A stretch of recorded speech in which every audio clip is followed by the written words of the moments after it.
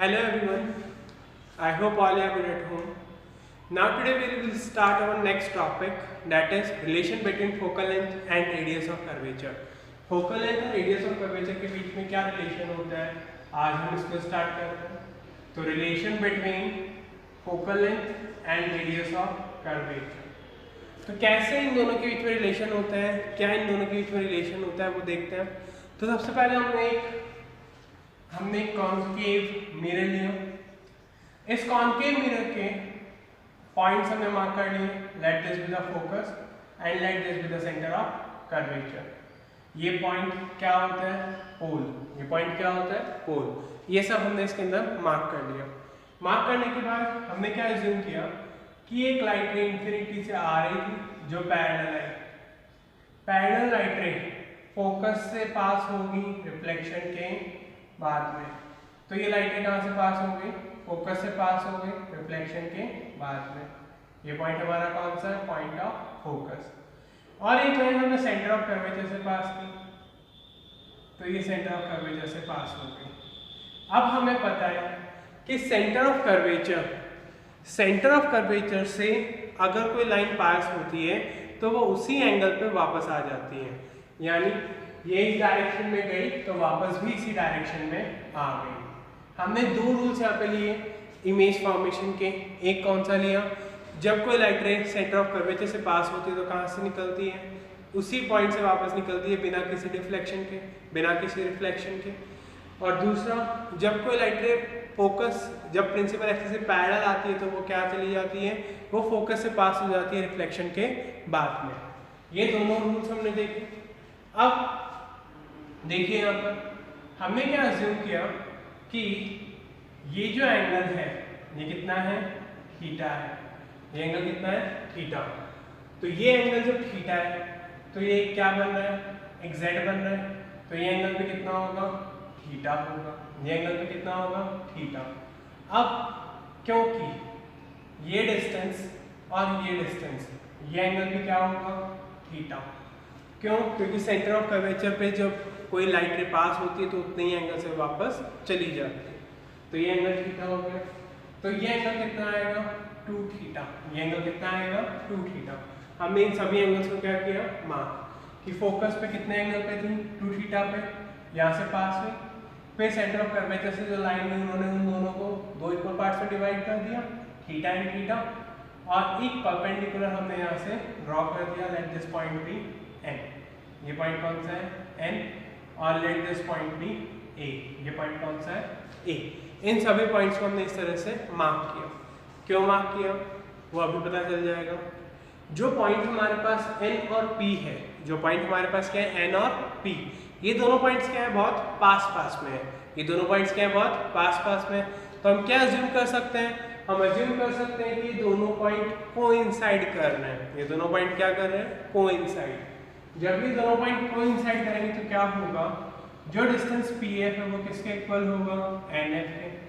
और जो distance PC है वो किसके इक्वल होगा, NC के.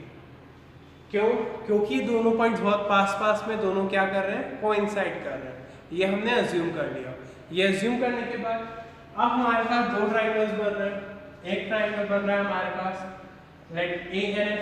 कौन सा ट्राइंगल बन रहा है, ANF, ये वाला. इस ट्राइंगल के अंदर हम क्या फाइंड कर रहे हैं, हम लोग फाइंड कर रहे हैं tan 2 थीटा. क्या फाइंड कर रहे हैं, tan 2 थीटा. तो tan 2 थीटा एंगल है, ये किसके इक्वल होता है, परपेंडिकुलर अपॉन बेस. परपेंडिकुलर कितना है, AN, और बेस कितना है, NF. बेस कितना है, NF. इसी तरह से हमने दूसरे ट्राइंगल, एक ट्राइंगल हमने कौन सा लिया, ANC, और इसमें हम निकाल रहे हैं tan theta. Again perpendicular upon base. Perpendicular कितना है, AN, और बेस कितना है, NC, और बेस कितना है, NC. ये हमारे पास, हमने इसको सिंप्लीफाई किया. थोड़ा सा सिंप्लीफाई करने के बाद अब क्या होता है मैथमेटिक्स में कि जब एंगल बहुत ज़्यादा छोटा होता है, जब एंगल क्या होता है, बहुत ज़्यादा छोटा होता है, तो हम उसको क्या कर सकते हैं, हम साइन थीटा को थीटा के इक्वल मान सकते हैं, हम टेन थीटा को भी थीटा के इक्वल मान सकते हैं. तो इसी तरह से tan टू थीटा किसके इक्वल होगा, tan टू थीटा इक्वल होगा 2 थीटा के। cos थीटा अगर होता तो वो इक्वल्स टू होता है 0 के, वो किसके इक्वल होता है 0 के। ये मैथमेटिक्स से कुछ रूल्स होते हैं, ये क्या होते हैं मैथमेटिक्स से कुछ रूल्स। तो इन रूल्स को हम फॉलो अगर करते हैं तो हम इस इक्वेशन को कैसे लिख सकते हैं, 2 theta is equals to an upon nf, क्या लिख सकते हैं an अपॉन nf। इसी तरह से ये वाली इक्वेशन जो है इसको हम क्या लिख सकते हैं, theta is equals to an upon nc, an upon nc। अब थीटा की वैल्यू ये आ रही है यहाँ पर, और थीटा की वैल्यू को हम इस इक्वेशन से, यानी late this be the second equation, late this be the first equation, तो थीटा की वैल्यू को हम सेकंड इक्वेशन से किसमें पुट कर देते हैं, फर्स्ट इक्वेशन में। तो जैसे हम थीटा की वैल्यू को सेकंड इक्वेशन से फर्स्ट में पुट करेंगे तो हमारे पास क्या आएगा, 2 times of an upon nc is equals to 2 times of an upon nc is equals to an upon nf, an upon nf। तो यहाँ पे an से an क्या हो जाएगा, कैंसिल, तो 2 into 1 upon nc is equals to 1 upon nf हमने लिखा। अब जब हमने ये लिखा तो अब डायग्राम में हम इनकी वैल्यूज पुट करते हैं, nc यहाँ से यहाँ तक है, या फिर हम बोल सकते हैं PC के इक्वल है। ये किसके इक्वल होता है, radius of curvature, distance between centre of curvature and pole of the mirror. Centre of curvature और पोल ऑफ द मिरर के बीच में डिस्टेंस होता है, उसे क्या बोलते हैं हम, रेडियस ऑफ कर्वेचर, क्या बोलते हैं उसे, रेडियस ऑफ कर्वेचर। तो हमारे पास रेडियस ऑफ कर्वेचर आ गया। और दूसरा जो हमने लिखा है PF is equals to NC, ये किसके इक्वल है, ये इक्वल है फोकल लेंथ के, small f, the distance between pole and focus of the mirror. तो NC की वैल्यू हम पुट करते हैं, तो NC की वैल्यू क्या है R, और NF की वैल्यू क्या है F। तो इन दोनों वैल्यूज को हमने पुट किया। पुट करने के बाद हम इस इक्वेशन से F की वैल्यू निकालते हैं। तो 2 times of F is equals to R, और we can say F is equals to R upon 2, यानी कि जो फोकल लेंथ होती है किसी भी मिरर की, जो फोकल लेंथ होती है किसी भी मिरर की, वो इक्वल होती है किसके, रेडियस ऑफ कर्वेचर के हाफ के। It means that radius of curvature is 2 times of focal length. Radius of curvature क्या होती है, 2 टाइम्स होती है किसकी, फोकल लेंथ की। So F is equals to R upon 2। तो F की वैल्यू क्या आ गई, R अपॉन 2 के इक्वल। Is that clear? तो focal length is equals to radius of curvature divided by 2। Is that clear? Now we will look on to our next derivation, that is of mirror formula। अब हमारी next derivation देखते हैं, mirror formula पढ़ा हुआ आपका 10th class में भी, वापस इसकी derivation देखते हैं कैसे इसको हमने derive किया था 10th में भी। next derivation देखते हैं mirror formula का, तो कैसे इसको start करना है ध्यान से देखिएगा। सबसे पहले हम देखते हैं mirror formula। तो mirror formula इस derivation को हम करते हैं, तो सेम हम चाहे तो कॉन्वेक्स मिरर को लेकर भी डेरिवेशन को कर सकते हैं, और हम चाहे तो कॉनकेव मिरर को लेकर भी डेरिवेशन को कर सकते हैं। तो हम कॉनकेव मिरर को लेते हैं क्योंकि वो ज़्यादा आसान रहता है। तो एक हमने कॉनकेव मिरर लिया, let this be the concave mirror, ये उसकी principal axis, let this be the pole, let this be the focus, let this be the centre of curvature. ये हमने सब इसमें अजम्पशंस किए। अब हमने ऑब्जेक्ट को रखा, ऑब्जेक्ट को हमने कहाँ रखा, बियॉन्ड सी। कहाँ रखा हमने ऑब्जेक्ट को, बियॉन्ड सी। तो जैसे हम ऑब्जेक्ट को बियॉन्ड सी रखेंगे तो इमेज कहाँ बनती है, इमेज बनती है बिटवीन एफ एंड सी। कैसे बनेगी, एक लाइट रे पैरेलल में, ये पैरेलल लाइट रे रिफ्लेक्शन के बाद कहाँ से पास होगी, ये पास होगी फोकस से, तो हमने इसको फोकस से पास करा दिया। और एक दूसरी लाइट रे हमने फोकस से पास कराई, किससे पास कराई, फोकस से, जो क्या होगी रिफ्लेक्शन के बाद प्रिंसिपल एक्सिस के पैरेलल हो जाएगी। तो हमारी इमेज इस पॉइंट पर बन जाएगी। Is that clear? क्या किया हमने ऑब्जेक्ट को रखा, कहाँ रखा, beyond C. Beyond C object को रखने के बाद हमने उसकी इमेज बनाई, और इमेज कैसे बनेगी उसकी, इस तरह से, एक लाइट रे पैरेलल गई, पैरेलल लाइट रे कहाँ से पास होगी, हमेशा फोकस से, और दूसरी लाइट रे हमने फोकस से पास कर दी, जो क्या हो जाएगी रिफ्लेक्शन के बाद पैरेलल हो जाएगी। इस तरह से हमने उसका डायग्राम ड्रॉ किया। अब इन सभी पॉइंट्स को हम मार्क कर लेते हैं। ये पॉइंट तो सेंटर ऑफ कर्वेचर है ही, सी, इसको वापस मार्क नहीं करेंगे। ये पॉइंट फोकस है, ये पॉइंट हमारा फोकस है।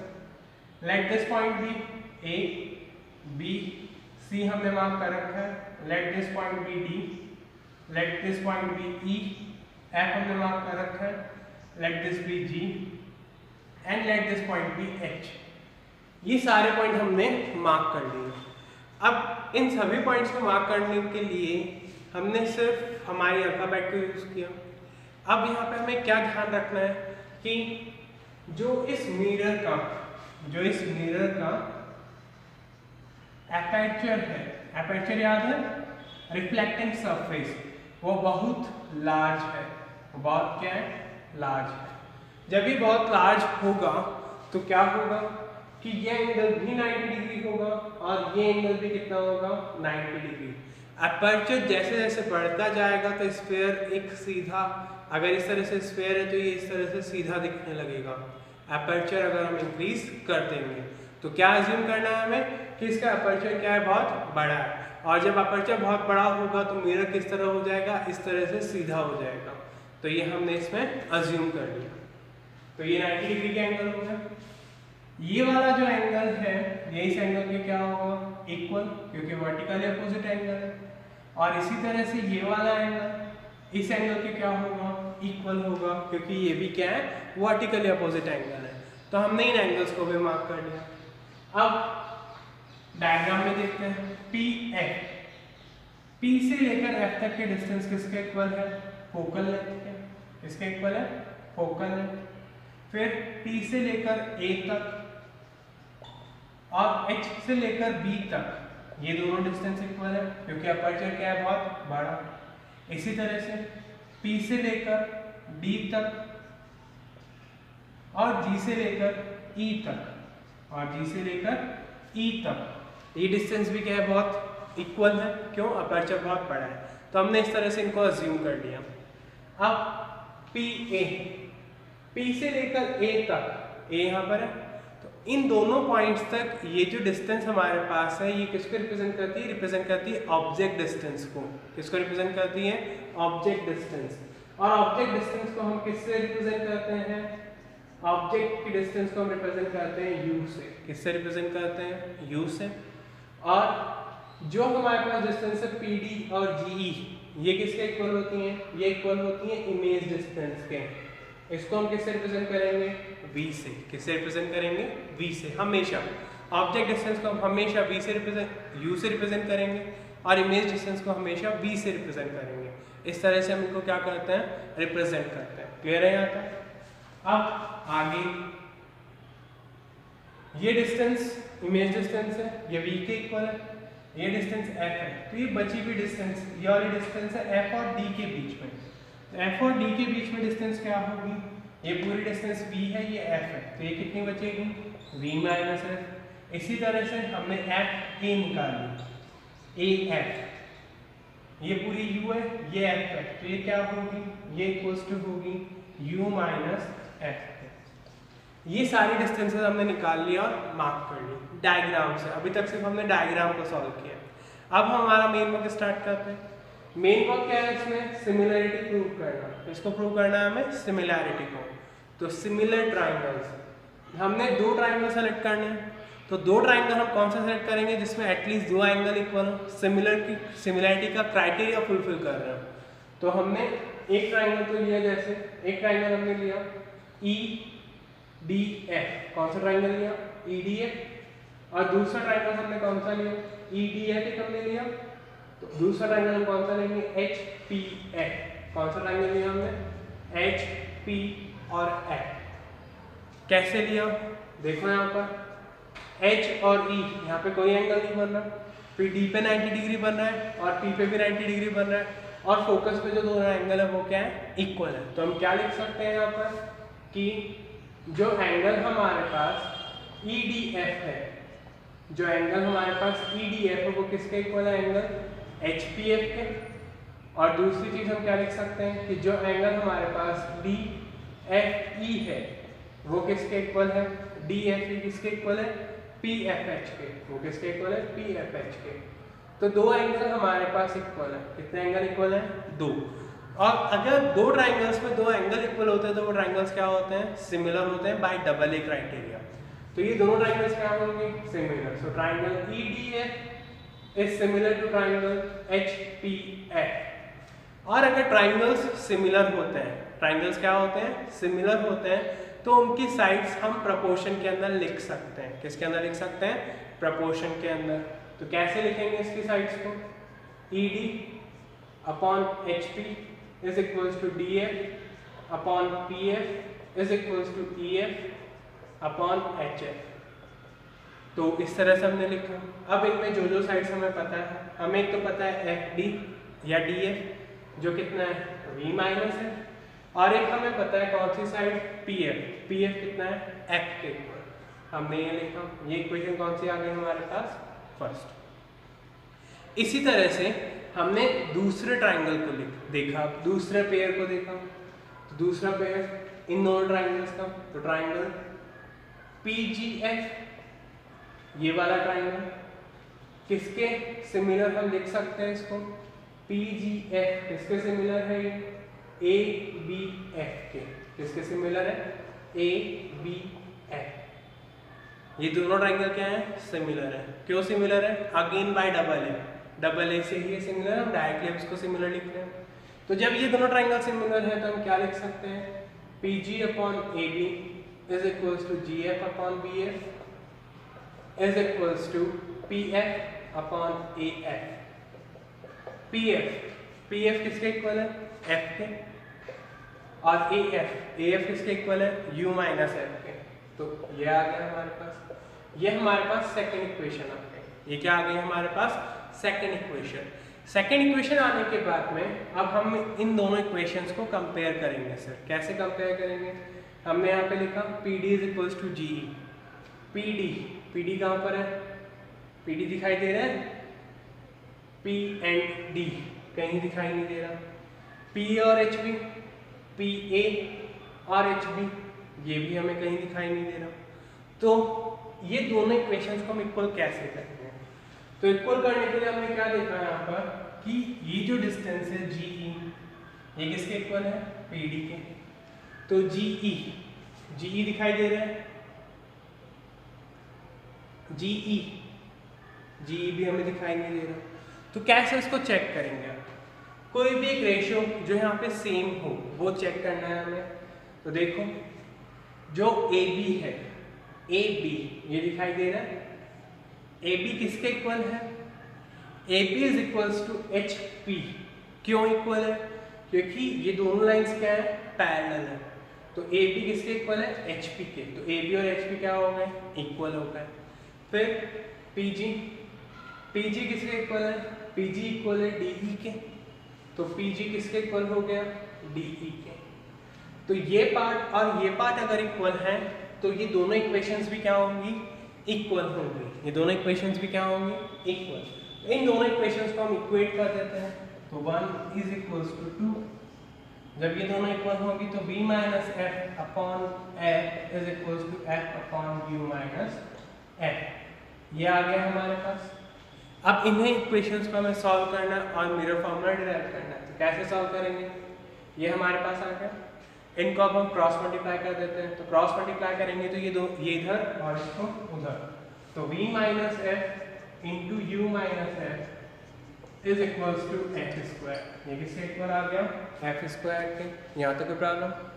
अब ब्रैकेट को ओपन करते हैं। तो V into U, V into F, VF, F into U, UF और F into F, F square is equals to F square. तो F स्क्वायर से F स्क्वायर क्या हो गया, कैंसिल हो गया।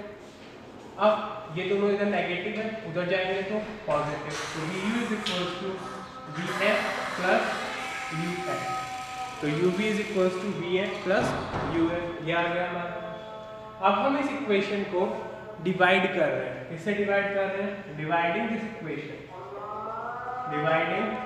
इक्वेशन बाय, किससे डिवाइड कर रहे हैं, UVF से।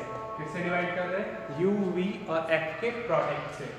तो जैसे हम इसे डिवाइड करेंगे तो क्या आएगा, VU upon UVF is equals to VF upon UVF plus U F upon V U F, u से u कैंसिल, v से v cancel, vf vf uf uf ये कैंसिल हो गया। तो यहाँ पे क्या बचा 1 upon f is equals to 1 upon u plus 1 upon v। ये क्या होता है? मिरर फॉर्मूला होता है। ये क्या होता है? Mirror formula. यहाँ पर हमने साइन कन्वेंशन को यूज नहीं किया। किसको यूज नहीं किया हमने? साइन कन्वेंशन को। जब हमें साइन कन्वेंशन को यूज करना होगा तो क्या होगा?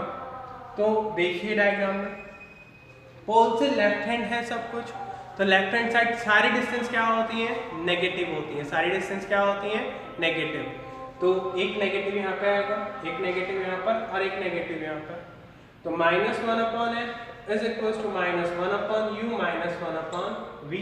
तो नेगेटिव वापस से कॉमन आके क्या हो जाएगा? कैंसिल। तो 1 अपॉन f इक्वल्स टू क्या आएगा? 1 upon v plus 1 upon u। This formula, इस फॉर्मूला को क्या बोलते हैं हम? Mirror formula. This formula is known as mirror formula. और इस तरह से हम इसको क्या करते हैं? डेराइव करते हैं। क्लियर है सभी को? कोई प्रॉब्लम आए तो पूछ लेना। वापस देख लो एक बार। एक हमने कॉनकेव मिरर लिया, इसमें ऑब्जेक्ट को हमने कहाँ पे रखा? ऑब्जेक्ट को हमने पुट किया कहाँ पे? बियॉन्ड सी के बाद में। एक रे पैरेलल है, कहाँ से पास हो गई? फोकस से। एक फोकस से पास की जो क्या हो गई? पैरेलल। इमेज कहाँ बनी? बिटवीन एफ एंड सी। जो डी इसमें दिखाई दे रहा है वो क्या है? इमेज है। फिर हमने अपर्चर को क्या अज्यूम किया? लार्ज। जैसे ही अपर्चर लार्ज होगा तो ये दोनों एंगल कितने हो जाएंगे? 90 डिग्री। जैसे ही ये दोनों एंगल 90 डिग्री हो गए, हमने ये सारी इक्वेशंस बना ली डायग्राम को देखते हुए, और फिर हमने सिमिलरिटी क्राइटेरिया देखा। ये क्यों सिमिलर है? क्योंकि यहाँ पे कौन सा सिमिलरिटी क्राइटेरिया लगा? A double A. और जैसे ही सिमिलर हुआ हमने इनके साइड्स को किस में रख दिया? प्रपोर्शन में। अब प्रपोर्शन में रखने के बाद हमने सॉल्व किया पहले उस ट्राइंगल को, फिर दो अपोजिट ट्राइंगल्स को, फिर हमने इन दोनों इक्वेशंस को इक्वेट किया और सॉल्व किया। और सॉल्व करने से आंसर आ गया हमारे पास मिरर फॉर्मूला, जो क्या होता है? 1 upon f is equals to 1 upon v plus 1 upon u। ये क्या होता है? Mirror formula. Is that clear? कोई प्रॉब्लम हो इसमें तो आप लोग पूछ लेना। अब हम कुछ रिलेशंस देखते हैं इमेजेस के बीच में, ऑल दैट क्या होता है। अब हम हमारा नेक्स्ट टॉपिक देखते हैं चैप्टर का, that is magnification. Next topic क्या है? मैग्निफिकेशन। तो क्या होता है मैग्निफिकेशन का मतलब, वो देखते हैं। तो मैग्निफिकेशन का सिंपल सा मतलब क्या होता है? द रेशियो ऑफ m से इसको रिप्रेजेंट करते हैं। ये रेशियो होता है h डैश अपॉन h, किसका? Image height and object height. इन दो चीजों का रेशियो होता है ये magnification. Magnification is the ratio of height of image to the height of object. Magnification किसका रेशियो होता है? ये रेशियो होता है height of image to the height of object. हमेशा इसको किससे रिप्रेजेंट करते हैं हम? h dash upon h। h dash क्या होता है? h डैश होता है हमारे पास हाइट ऑफ इमेज, h क्या होता है? Height of object. इस तरह से इसको क्या करते हैं? हम रिप्रेजेंट करते हैं। क्या मतलब होता है इसका? जैसे कोई मिरर है, जैसे हमने ऑब्जेक्ट को बियॉन्ड सी रखा और इसकी इमेज यहाँ पे बनी, तो इस हाइट का और इस हाइट का जो रेशियो होता है वो क्या होता है? मैग्निफिकेशन। वो क्या होता है? मैग्निफिकेशन। अब इसके कुछ मतलब होते हैं। वो मतलब क्या होता है? जैसे अगर मैग्निफिकेशन की वैल्यू 1 से बड़ी आती है, किससे बड़ी आती है? 1 से। तो जब मैग्निफिकेशन की वैल्यू 1 से बड़ी आती है, इसका मतलब क्या होता है कि जो इमेज है वो ऑब्जेक्ट से क्या बन रही है? बड़ी बन रही है। जो हाइट ऑफ इमेज है वो ऑब्जेक्ट से क्या है? बड़ी है। अगर m की वैल्यू 1 से छोटी है, 1 से छोटी है, तो इसका क्या मतलब है कि ऑब्जेक्ट की हाइट इमेज से बड़ी है। और अगर m की वैल्यू 1 आ रही है तो ऑब्जेक्ट और इमेज की साइज क्या है? सेम है। ऑब्जेक्ट और इमेज की साइज क्या है? सेम है। इन सभी का ये मतलब होता है। Is that clear? अब अगर m पॉजिटिव आ रहा है, कैसा आ रहा है? पॉजिटिव।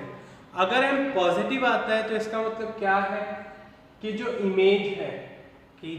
इमेज है वो कैसी बन रही है? Virtual and erect. यानी अगर ये इमेज भी इसी ऑब्जेक्ट इस तरह रखा हुआ और इमेज भी इसी तरह बन रही है तो क्या मतलब है, वर्चुअल एंड डायरेक्ट इमेज बन रही है। अगर हम नेगेटिव आते हैं तो इमेज कैसी बनती है, रियल एंड इन्वर्टेड। ये फिक्स रूल्स होते हैं, हमें न्यूमेरिकल्स में इसी तरह यूज करने हैं। अब बात करते हैं हम मिरर्स की। हमने दो तरह के मिरर्स पढ़े। कितने तरह के मिरर्स पढ़े, दो। एक कौन सा था, कॉनकेव, और एक कौन सा था, कॉन्वेक्स। एक कौन सा था, कॉन्वेक्स। तो क्या होते हैं ये दोनों मिरर्स, हम लोग इनके बारे में डिस्कशन कर चुके हैं।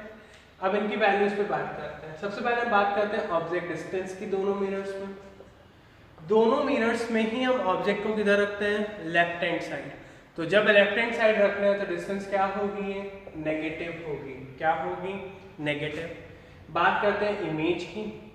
अगर इमेज डिस्टेंस नेगेटिव आ रही है, अगर इमेज डिस्टेंस क्या आ रही है, नेगेटिव, तो इसका मतलब क्या है, वो कैसी है, रियल एंड इन्वर्टेड।